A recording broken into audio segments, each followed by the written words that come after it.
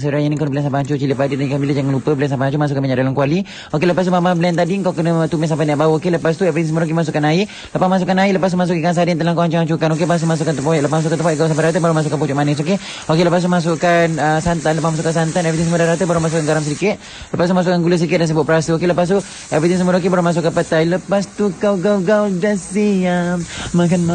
YouTube je. Senang je nak masak lomak daging salai ni. Sambil main mahjong pun boleh buat. Betul-betul senang. Kalau kau makan memang tak cukup seminggan. Kena 2, 3, 4, 5, 6 pinggan. Ni bahan-bahannya. Kau blender je semua. Kalau ikutkan resepi Pure ni 9, cili tu letaklah dalam 2, 3 genggam. Barulah terbeliak mata kau time makan nanti. Kalau tak makan pedas, boleh lebihkan serai. Barulah sedap. Lepas tu kau tuang je bahan-bahan blend tadi tu dalam periuk. Biar dia mendidih. Tak payah tumis-tumis. Bazir minyak, bazir gas, bazir karen. Ni part yang paling aku suka. Kau nak defrost, nak salai daging. Ya Allah lecehnya. Mau makan tahun, nak siap masak lomak kau. Janggut, tunggu. Kau pakai yang daging salai instant ni. Gunting lepas tu campakkan je dalam periuk. Rebuskan dengan bahan-bahan tadi. Sonang hidup kau. Bila daging dah empuk, masukkan santan fresh yang paling pekat. Masak lemak ni 9 ni kena pakai santan yang pekat. Itu tipsnya. Oh macam tu. Lepas tu? Lepas tu perasakan dengan garam dan gula. Letak gula jangan buat banyak sebab aku dah cukup manis untuk kamu. Tiba. Last sekali letakkan irisan daun kunyit. Dah siap. Selamat mencuba. Terima kasih kerana terus bersama dengan kami. Kerana sepanjang PKP kita dapat lihat bagaimana orang semakin kreatif berkongsikan resepi dan juga persembahan mereka. Awak cakap tadi nak dekat sikit macam yang dikongsikan tadi tu. Okey, itulah sebenarnya yang apa kami wawarkan Ustaz tadi berkenaan dengan topik kita hari ini, makanan popular yang difusionkan. Maksudnya kat sini kalau ada makanan seperti nasi lemak, roti canai dan sebagainya, diinovasikan menjadi lebih unik, lebih menarik dan mungkin ada kelainan sedikit lah. Dan juga tak kurang juga terus mengekalkan tradisi cara resepi masakan mereka. Baik, kita tanpa melengahkan masa terus memulakan dengan menu kita yang pertama iaitu nasi lemak daun pisang bersama dengan Cik Siti Aisyah Hamid dari Teluk Panlima Garang. Assalamualaikum Siti. Waalaikumsalam. Siti ke Aisyah? Minta maaf. Ya. Aisyah. Okey Aisyah. Okey, katanya Aisyah nasi lemak daun pisang. Mungkin boleh kongsikan secara mukadimahnya dululah. Bagi orang kata menarik sikit, apa yang special mengenai menu Aisyah ni? Okey, saya Siti Aisyah binti Muhammad Hamid. Okey, saya memulakan perniagaan nasi lemak daun pisang. Mungkin kami punya specialist tu sebab menggunakan beras mati lah. Comparekan dengan nasi lemak biasa, yang biasa kita jumpa, cuma beras biasa je. Tapi saya buat kelainan dengan menggunakan beras mati. Okey, mungkin ramai juga nak tahu kalau kita gunakan beras biasa dengan beras basmati ni, ada tak kelainan atau perbezaan teknik membuat nasi lemak menggunakan beras basmati ni? Kalau secara teknikal dia lebih kurang je macam kita masak nasi biryani tu, tapi sebabkan kita cuma masak nasi lemak, cara lebih kurang sama je, cuma daripada rasa tu agak berbeza sedikit.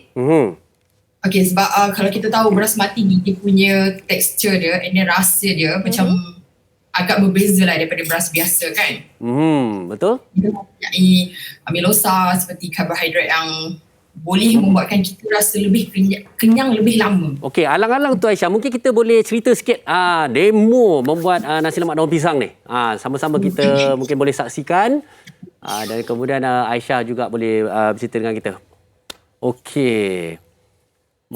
Mungkin secara ringkas bahan-bahannya dan teknik-teknik tersendiri daripada Aisyah? Sama je, cuma saya punya cara, nasi ni kita rendam dulu. Beras ni kita rendam dalam setengah jam dulu sebelum kita masak. Okey. Kalau bercakap mengenai menu-menu ini kan, macam kita tahu sekarang ini PKP. Macam Aisyah sendiri macam mana agaknya dari segi promosi ataupun jualan di musim PKP ni? Kalau sebab kita takut jugalah untuk menanggung kerugian, saya buat based on pre-order. Macam contohnya besok nak jual, saya akan collect order hari ni. So maknanya kita akan masak tu based on pre-order, jadi tak ada terlebih sangat lah. Kalau lebih pun dalam 10 pack je and then bolehlah jual. Kalau kita iklan dekat Facebook ke IG ke, tak adalah banyak sangat kan kita nak tanggung kerugian kalau tak laku.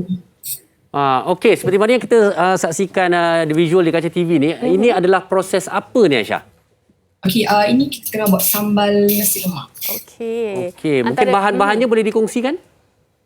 Bahan lebih kurang je dengan kebanyakan Malaysia ni buat. Cuma saya pakai pakai cili lada kering tu gabungan daripada 3 jenis lada kering. Lada kering yang gemuk tu saiz dia, sebab itu tak pedas sangat. And then cili kering yang kerinting tu, maknanya kita gabungkan pelbagai cili kering tu untuk mendapatkan rasa yang lebih sedap. Okey, Aisyah, sekarang okey, sekarang ni kalau kita tengok di media sosial kan, di peniaga-peniaga sekarang lebih kreatif dalam memasarkan dan juga kreativiti menghasilkan sesuatu. Macam nasi lemak ni, saya ada tengok nasi lemak dijadikan nasi lemak warna hijau, mungkin dari pandan dan sebagainya. Macam Aisyah ada tak perancangan sendiri? Saya tak adalah sampai ke situ lagi sebab macam agak susah kan, sebab nanti nak kena cari daun pandan pula, sebab daun pandan kita orang pun ada jual kuih. So nanti dah macam nak buat untuk kuih lagi, nak buat untuk nasi lemak lagi. Banyak sangat guna daun pandan kan. Jadi tak ada, saya memang stick dengan nasi lemak basmati saja. Okey, baik Aisyah. Ala-ala hari ini topik kita adalah menu popular Malaysia. Nasi lemak memang salah satu. Tetapi kenapa Aisyah nampaknya tidak mengolah ataupun menginovasi selain menggunakan basmati itu? Kenapa terus kekal dengan menu ni untuk ditawarkan kepada pelanggan? Sebab buat masa ni masih ada demand lagi. Sebab agak baru kan, jarang orang guna untuk nasi lemak pakai basmati ni. Kalau nak ikutkan nasi lemak ni lebih kepada untuk orang yang diet kot. Diet, and then boleh kawal diabetes dia. So banyak demand daripada orang-orang tua. Jadi saya rasa macam kenapa saya masih teruskan nasi lemak ni, sebab ada permintaan ni setakat ni. Okey, Aisyah, mungkin boleh kongsikan. Fahrin pun dah terliur, dah tengok penonton kat rumah, apatah lagi kan, untuk kongsikan mana nak nak berkomunikasi dengan Aisyah, telefon number ataupun Instagram. Okey, saya ada Instagram sebab saya sebenarnya jual kuih. So daripada jual kuih ni kita buat nasi lemak, and then lebih kepada kuih-kuih Melayu jugalah. Boleh tengok IG saya, Kuih Aisyah. Ataupun sebab kat situ ada call number apa-apa semua kan, boleh tengok daripada kat situ lah. Okey, baik Aisyah. Sekali lagi kita ucapkan terima kasih kerana sekarang ni orang dah tahu dah sebenarnya. Nasi lemak ni ada nasi lemak basmati. Orang takut gemuk ke, takut diabetik ke apa, kita dah ada nasi lemak basmati. Betul tak? Okey. Sekali lagi, terima kasih Aisyah. Assalamualaikum. Jaga diri. Itu berkenaan dengan nasi lemak daun Ya, pisang. Kalau kita balik kampung kan, Ya. selalu macam dekat kampung saya, Penang, nasi lemak daun pisang, ada ikan bilis ataupun telur kat atas tu. Itu pun dah sedap. Kejap lagi kan saya cari makan tengah hari ni kan. Okey. Apa-apa pun ini topik yang cukup menarik. Sebelum kita ke menu yang seterusnya, apa kata kita lihat terlebih dahulu perkongsian kami mengenai menu popular di Malaysia. Kita saksikan. Nasi lemak, roti canai dan sate antara makanan popular di Malaysia. Ia juga merupakan menu kegemaran rakyat Malaysia untuk sarapan pagi mahupun snack makan malam. Setiap negeri mahupun daerah memiliki keunikan makanan tempatan masing-masing. Secara tidak langsung mencerminkan identiti budaya sesebuah tempat. Terengganu terkenal dengan nasi dagang yang berlaukkan ikan tongkol.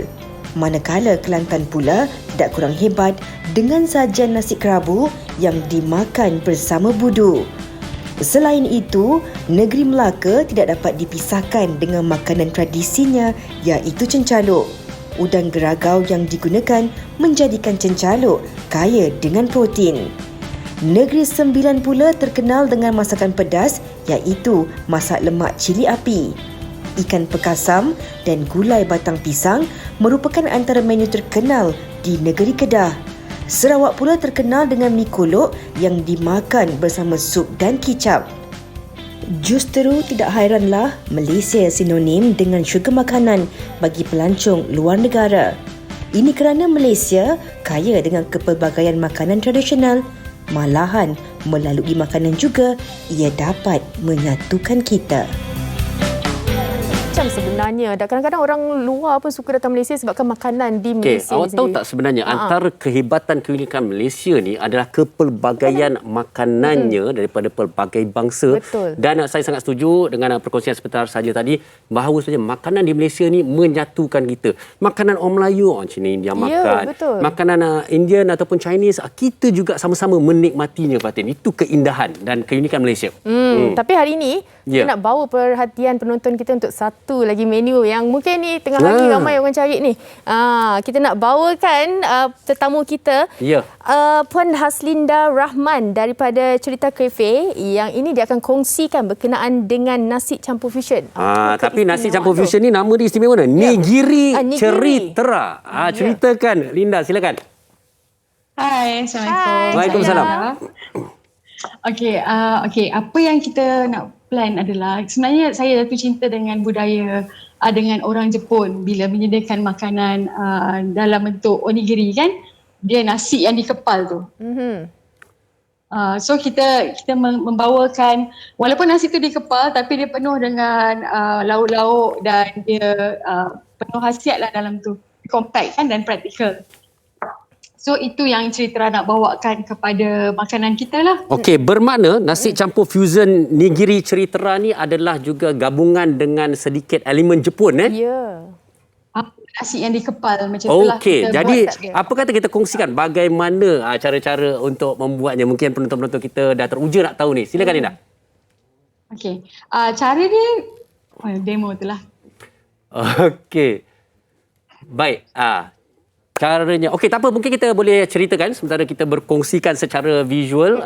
Bagaimana agaknya Linda? Okey, cara dia kita akan menggunakan nasi telang.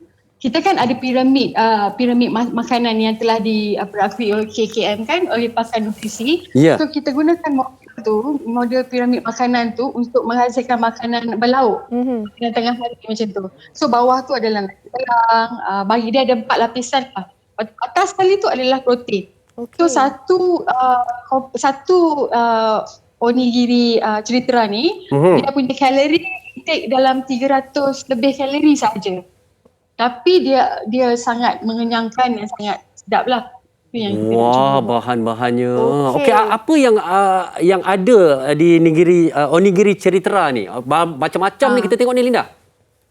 Kita ada rendang pucuk ubi, kita ada rendang maman daging salai, kita ada ayam bakar kesum, kita ada sambal Jawa, tempe tu kan.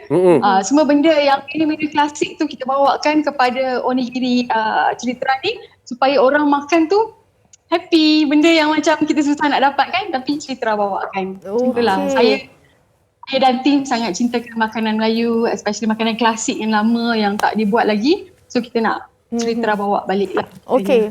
Macam kita tahu apa yang dibawakan ini adalah sesuatu yang unik jugalah orang kata dalam kombinasi Jepun dan juga Malaysia disatukan. Tapi antara masyarakat kita rata-ratanya antaranya adakah mereka yang menjaga kesihatan ataupun mereka yang bagaimana agaknya, kelompok mana yang meminatinya? Saya macam yang kita dah start buat promoting semalam, sebenarnya ini adalah pertama kali kita buat. So kita selepas ni kita akan promotekan lagi lah. Sambutan sangat bagus, orang tanya macam mana nak dapatkan. So sebenarnya daripada WHI ni, lepas ni kita akan promotekan lagi lah. InsyaAllah. Golongan yang sangat berminat adalah golongan yang menjaga kesihatan tapi same time nak makan sedap. Macam nak makan yang berkhasiat macam rendang daging maman tu kan. Dia kan menggunakan daun maman yang susah nak dapat. Tu dia kita nak tanya. Daun apa tu Linda? Daun maman. Daun maman. Unik menu ini sebenarnya. Okey. Tapi dalam tempoh orang kata PKP ini Sri, bagaimana perniagaan Linda? So far Alhamdulillah saya sentiasa bersyukur. Banyak sambutan daripada kawan-kawan Instagram, Facebook masih nak order food kita kan, kita buat delivery daripada rumah ke rumah macam tu lah. At the same time kita juga collect fund untuk beri makanan kepada frontliners macam tu lah. Kita macam banyak aktiviti so far. Dari tahun lepas sampai tahun ni kita memang non-stop lah Alhamdulillah. Betul, saya ingat lagi tahun lepas pun kita bersama dengan Linda pun ada beri makanan kepada para frontliners dan sebagainya kan. Tahniah dan terima kasih Linda. Okey, baik. Linda, kita nak minta Linda kongsikan juga untuk penonton yang mungkin belum lagi tahu di mana nak mencari sekalian makanan ini. Kita boleh didapati, kita sangat aktif di Instagram. Boleh tengok Instagram Cerita Cafe. Cerita Cafe ataupun boleh WhatsApp saya 017-3389-865. Okey, selain daripada itu sorry, apa tu Linda? Kita buat penghantaran makanan satu Malaysia. Makanan kita satu Malaysia. Maknanya onigiri ni yang kita tengok ni yang besar. Biasa saya tengok onigiri kecil je Linda. Yang ini bukan main besar. Boleh makan 2 orang ni. Tapi dia dikepal dan sebenarnya kalau kita tengok tu dia dibakar ke Linda? Betul, dibakar. Sebab kita gunakan daun hutan. Daun hutan ni kalau kita bakar, sedap sangat. Ini sesuatu yang menarik. Okey, Linda, selain daripada tu apa antara yang menarik di Cerita Cafe mungkin boleh kongsikan juga? Kita membuatkan makanan macam itulah, banyak makanan klasik yang kita buat sekarang. Kita banyak ketengahkan, saya pergi negeri ke negeri untuk kita naikkan lagi lah untuk setiap negeri punya makanan macam itulah. So far kita punya pendekatan setiap minggu menu kita berubah-ubah dan customer sentiasa menunggu info yang terbaru daripada cerita lah. Baik. Okey, saya kira siapa yang mungkin macam anak Johor tak dapat makan makanan Johor boleh terus boleh cari Cerita Cafe. Okey, terima kasih kita ucapkan kepada Haslinda Rahman kerana berkongsikan satu menu yang menarik hari ini. Terima kasih Linda. Okey, cukup menarik. Sebab tu kadang-kadang antara hikmah PKP ni orang menjadi lebih kreatif, orang lebih mencari ataupun mencuba resepi-resepi baru tapi terus mengekalkan tradisi dan juga cita rasa Malaysia tu Fatin. Betul. Dan tadi Farin ada cakap berkenaan dengan menu roti canai. Roti canai. Dan ini akan berkongsikan. Kali ini kita ada roti canai sarang. Kita bersama dengan Encik Ahmad Zaki Khairil yang telah pun bersedia di talian beliau. Assalamualaikum Zaki. Boleh saya panggil Zaki Assalamualaikum Farid, Kak Fatih. Assalamualaikum. Alamak. Wah, dia punya pakai suit tu macam bukan orang buat roti canai tau. Itulah. Baik Zaki.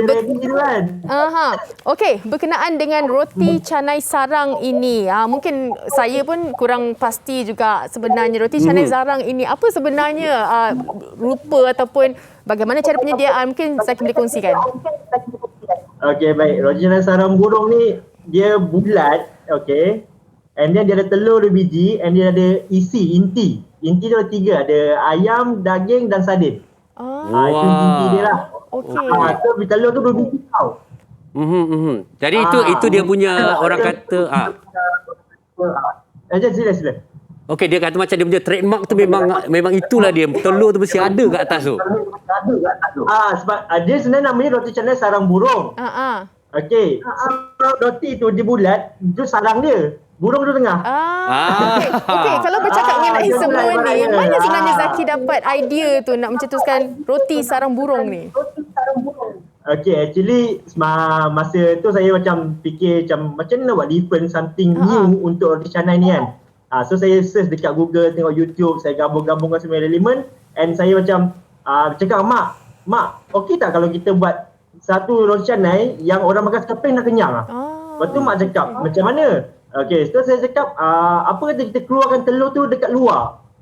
Lepas tu mak cakap okay, and then saya pun dah try lah. And then saya guna bawang masa tu. Letak guna bawang. Lepas tu bila letak macam tu rasa macam lama macam tak kenyang apa semua kan. Lepas tu tiba-tiba saya fikir kalau letak lauk kat atas tu macam nice kan mak kan. Lepas tu mak kata kita buat daging kat atas tu. Lepas tu saya mulakan dengan daging.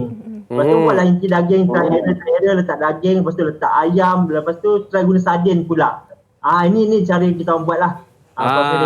Mungkin kita sama-sama menyaksikan ni. Mungkin Zaki boleh ceritakan ni tentang apa yang kita sama-sama saksikan ni. Okey. Setakat ni Alhamdulillah saya gunakan tepung gandum tu seguni ke seguni setengah satu hari production saya.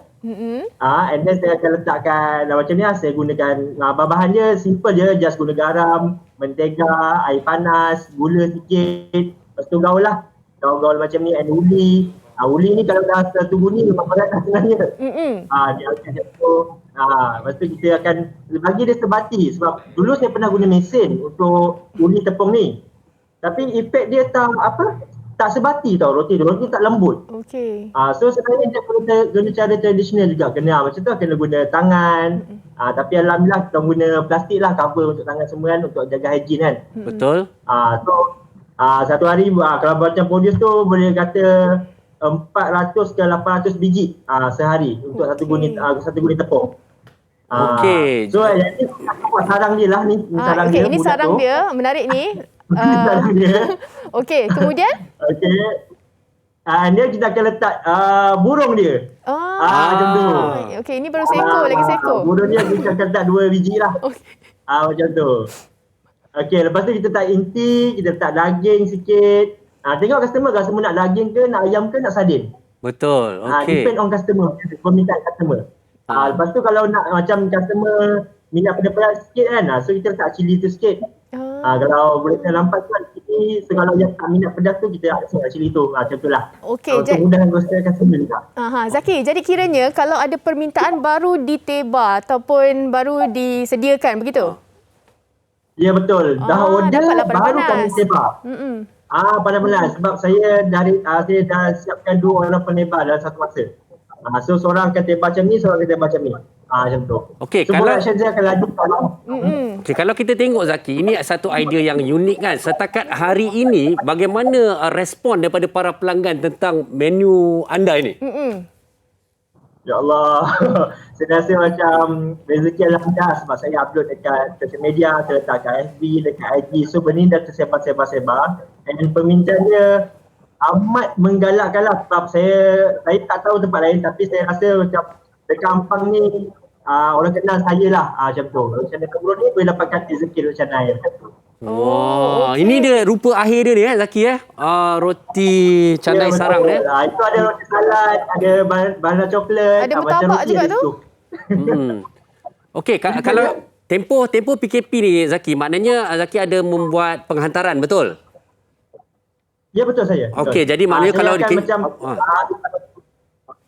macam order boleh dapatkan kat Foodpanda ataupun boleh WhatsApp saya atau DM saya atau Messenger saya. Dan saya akan hantar through COD lah ataupun saya akan suruh runner saya untuk hantar ke rumah anda. Panas-panas. Okey, Instagram. Silakan. Instagram SZK Roti Canai. Facebook pun SZK Roti Canai juga. Okey, lokasi kalau mereka nak datang dan bungkus di mana? Okey, lokasi dekat Taman Seri Watan Ampang. Dekat situ ada Waze. Dekat saya punya profile picture tu dekat Waze tu je. Confirm sampai lepas kerja makan. Okey, awak bersedia lah. Lepas ni mesti banyak masuk order tu. Okey, mungkin soalan terakhir daripada saya Zaki agaknya. Berapa ringgit tu lah kalau ada yang ramai dah bertanya sekarang ni. Berapa ringgit agaknya roti canai sarang tu? Okey. Sejujur-jujurnya roti canai sarang burung ayam, daging, sardin cuma RM5 sahaja. Okey. Dapat telur rezeki, dapat sarang, dapat daging, dapat ayam, dapat daging. RM5 je. Hebat. Okay, kejap lagi Fatin cari ni, saya pasti. Okey, saya DM Buru-buru je dia datang. Okey, baik. Sekali lagi kita ucapkan terima kasih kepada Ahmad Zaki kerana berkongsikan dengan kita menu yang cukup unik dan juga menarik ini, iaitu roti canai sarang burung. Terima kasih sekali lagi.